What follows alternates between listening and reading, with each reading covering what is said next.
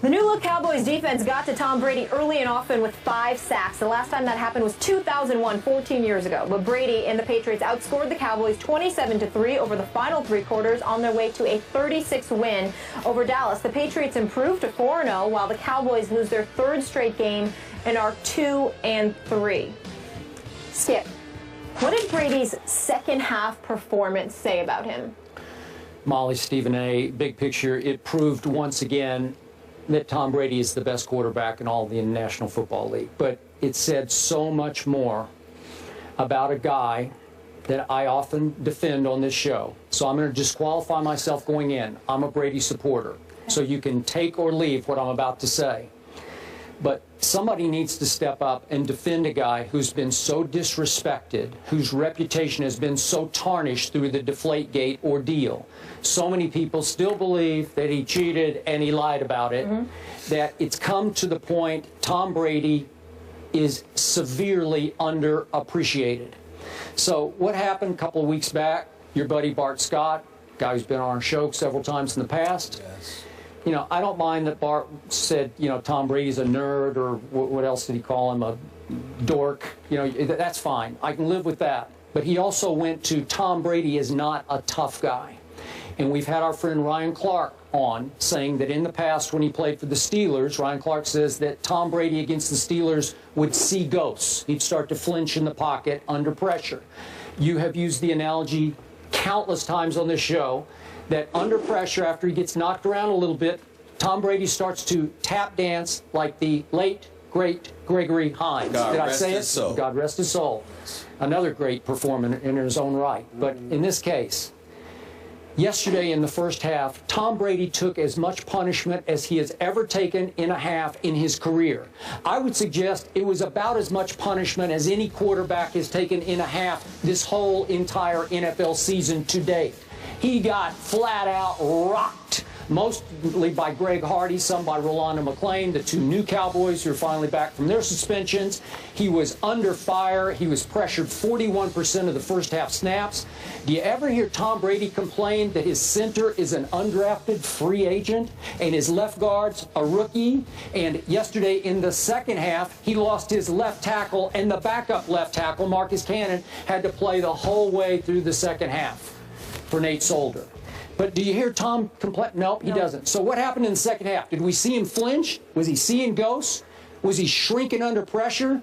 Was he starting to flinch? Did you see him tap dance? No, he went 10 for 11 for 165 yards and 2 touchdowns and had a QBR in the second half of 96. Really? Oh, that's pretty sweet to me. And it showed everybody out there, all the doubters who think that he's soft and he's this and he's Giselle and he's this and he's that and he's a pretty boy and he's a golden boy and he's untouchable.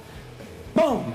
Right in your face, we started to see Psycho Tom. We got some flashes of Psycho yesterday. And what he was saying is, take that. I'm not going to fire back. I'm not going to trash talk you, Greg Hardy. I'm just going to stick it right in your face by sticking it in the end zone. Boom, boom, boom. Even on the throw to Edelman that turned into the long touchdown pass. Greg Hardy absolutely flattened Tom Brady on that play. So all I'm here to say is, I just think I'm going to go out on a limb and say that Tom Brady is a tough guy. I'm going to make that claim today and, you know, shoot holes in it because I don't have any objectivity. That's fine with me. I think he's a tough guy, and I think we saw that in the second half yesterday. Are you finished? Yes. You said we could take it or leave it, meaning your argument. I'm going to leave it. I'm going to leave it somewhere in Oklahoma. Wherever. Leave it in Foxborough. I'm going to leave it in your hometown. Okay. I'm going to leave it in your hometown, okay? Just all right? First of all, no comebacks. Well, I have several comebacks, and I'm about to break it down. I'm about to break it down to you. Number one, let's keep in mind that this was against the Dallas Cowboys. Against the Dallas Cowboys offense without Tony Romo, without Des Bryant, with Brandon Whedon, who has now lost his 11th consecutive start as a quarterback. Okay, 0-11 in his last 11 starts. Just keep that in mind. Just a little point. Was Greg Hardy suspended for the second half?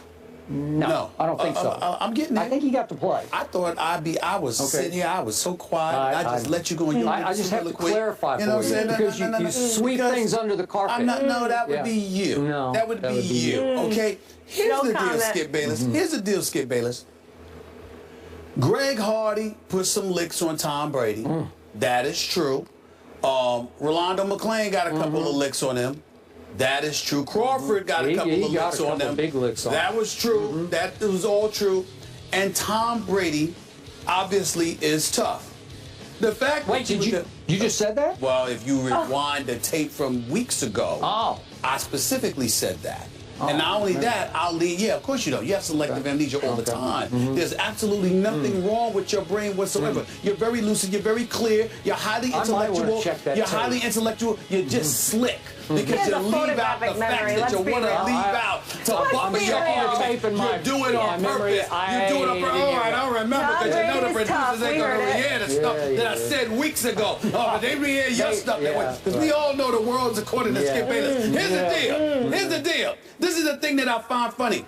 I have repeatedly stated on many occasions, when they lost the Super Bowl in '07 to the Giants, both Justin Tuck and Michael Strahan talked about how they kept dropping Tom Brady. They applied pressure all afternoon long.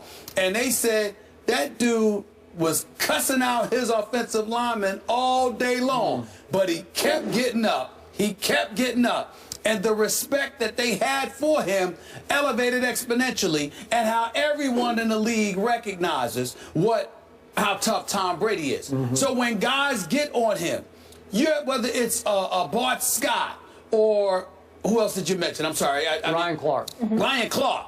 Well, the Steelers do have a history of losing to Tom Brady.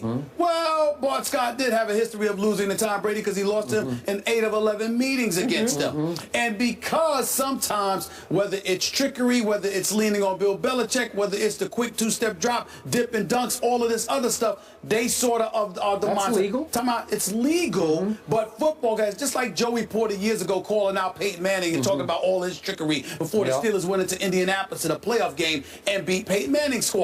I'm saying to you, you've got guys like Big Ben and others who are considered rough riders. You look at Tom Brady. I mean, listen, I keep trying to tell you, I had women calling me talking about, man, did you see Tom Brady? I'm like, what happened? What happened? Did you see him in that blue suit walking into that courtroom? This is what they're saying. This is what they're saying. So when you look at Tom Brady, it's his style, it's his grace, it's his lovely, beautiful wife. I'm speaking about her respectfully, not the way Greg Hardy spoke about her. It's all of those things that come, the allure that is Tom Brady. It doesn't speak gridiron to those guys he beats. Now, to most of us, we don't care what's the result. What you do. And at the end of the day, you can't take anything away from Tom Brady. All I'm asking you to do is this, Skip Bayless. Pump the brakes just a touch. It was against the Dallas Cowboys. Now, Greg Hardy did get some licks on them. There's no doubt about that. And Crawford and those boys and Rolando McClain, they got some licks on him. And he was taking some hits in the first half. More so than in the second half, because Josh McDaniel made some adjustments and he wasn't getting hit as much as he was in the first half. In the first half, he was getting beat up. But he kept getting up, okay? Gives him a lot of credit for it. But last time I checked, he's a quarterback. That's what they pay you to do. Well, and so some don't get up. Some flinch. Sorry, some get happy feet. They usually get up. They just flinch. But most of them usually get held. Even Jay Cutler's gotten up, but they flinch. Boy, he got up yesterday. Oh yeah, you know a dead clock is right twice a day, baby. Twice, 2 weeks in a row. We're going to get into that too. I never predicted that the Chicago Bears or anybody else was going to go 0-16. Oh, okay. So we understand it. All I'm saying is Tom Brady is great, but let's not use this as an excuse. It was the Dallas Cowboys we're talking about. Okay, but wait a second. Was the Cowboy offense playing defense against Tom Brady? No. The Cowboy defense was playing against Tom Brady. But I'm saying you've got the luxury, knowing that your defense ain't giving up anything to the opposing offense. You're almost playing with house money. So granted, he took some licks. There's no question about that. And you got to be tough to take. I think you got to be tough to play the quarterback position in the NFL. And I think most, if not all of them, have a level of toughness to them. Otherwise, they wouldn't be in it. This is the NFL we talk about here. So I'm not, when we question them, we're questioning them against their own contemporaries. We're not trying to literally question their toughness. Tom Brady's tough. Tom Brady is elite. All I'm saying is that even though he took some licks yesterday, it was in the first half. You know what? I'll put it to you this way. If Romo and Des Bryant were playing yesterday, I would have liked to have seen how Tom Brady performed then. Here's why.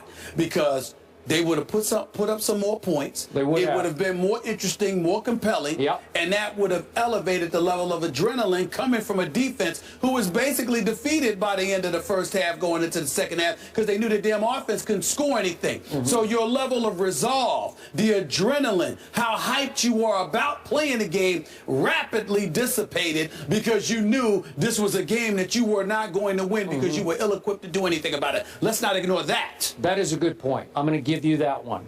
But in the end, remember, Brady loses his left tackle for the whole second half. Right. So you got a huge edge with Greg Hardy coming off that They were doubling up edge. on Hardy prior to what they were doing in the first half. Yeah. They had keyed on him. They kept Hardy off of him for most of the second half, whereas others might have taken some shots at him. Yeah. All I can say is, after you take that much punishment and you keep standing there firing and make 10 out of 11 work for you, that's pretty tough to me.